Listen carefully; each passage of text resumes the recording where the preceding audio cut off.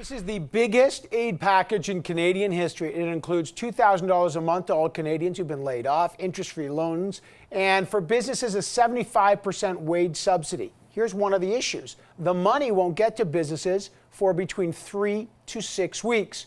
Is that fast enough? And what more should the federal government do? Conservative leader Andrew Scheer wants, for example, to refund GST payments made by businesses for the last 6 months. He thinks that would be more immediate help.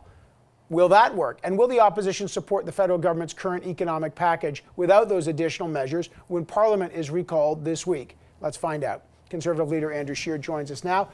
Great to have you back on the program, sir. I hope you and your family are well. We're all coping with this bizarre situation. Let me just start with the 75% wage subsidy that was introduced.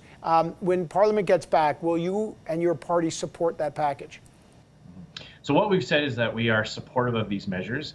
You may remember that when the idea of a wage subsidy was first brought out, we in the Conservative Party flagged that the 10% subsidy that was set originally by the government really wasn't going to help a lot of businesses that had seen a catastrophic drop in revenue. So we are supportive. We're glad they listened to us and raised it to 75%. We want to take a look at the legislation. Last time, the Liberals put a lot of things in there that had nothing to do with helping Canadians. We want to make sure that this is focused on exactly what they've announced. And we are also encouraging them to look at some of the other ideas that we proposed, as you mentioned, like the GST refund. But generally, we are supportive of what they've announced. Right. So Bill Morneau, the finance minister, told me that, there's lots of ideas, but this is a much bigger package than, for example, a GST refund would be. The big question is how to get this money quickly. Your party has criticized some of your members, the government, for not getting it more quickly. This is, to be fair, it's a massive package designed over weeks or days. And it's an administrative nightmare. Is there a faster way to get businesses money? They need it. They're suffering from big cash flow problems. We all recognize the gap. Do you have a better way to get the money quicker to them? Well, as you point out, this is unprecedented, and we are, we're doing our best to work with the government in a constructive way and to propose these types of ideas. And if I could just touch on the GST refund, because that is something that doesn't require a whole lot of red tape. There's no program that's required. It's a simple refunding of what was already remitted. In many cases, it's money that's just being kept in an account for most businesses that they're about to file with the government. We're not saying that they need to choose one or the other. We're saying that the GST refund is going to help businesses that can't subsidize their wages because they've had no customers come through the door, for example, restaurants. In terms of delivering the wage subsidy, we're proposing ideas that they could look at.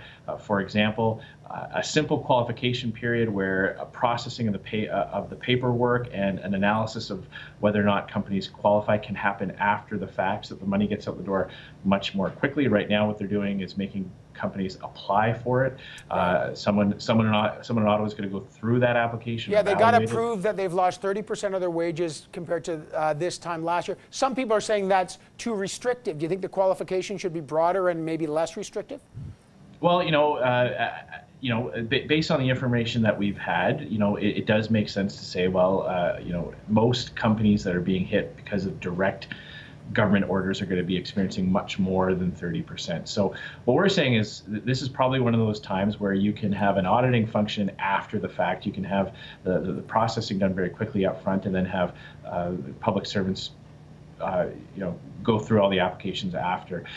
There's other models they could look at. They could look at setting up accounts with banks, putting money into institutions that small businesses are already dealing with for their banking needs, and saying, look, you could access this up front, and again on the back end we'll be doing the processing of the paperwork. So there are models out there that are being proposed by things like the Canadian Federation of Independent Business and others that we believe would deliver this aid more quickly. We're hoping that they're going to take these ideas seriously. One thing is when Parliament comes back again, there's legislation needed for this. The Bloc Québécois has criticized you guys already, saying, look, last time around, the Bloc said we were prepared to give them spending powers that would be unlimited till September 30th, not to raise taxes, but unlimited spending power. So to avoid having to keep coming back like they're doing now for the 75% wage subsidy, they blame the Conservatives for opposing that. And so I want you to respond to that. And I just want to make sure, and I think parliamentary oversight is key. We all do. This is a democracy.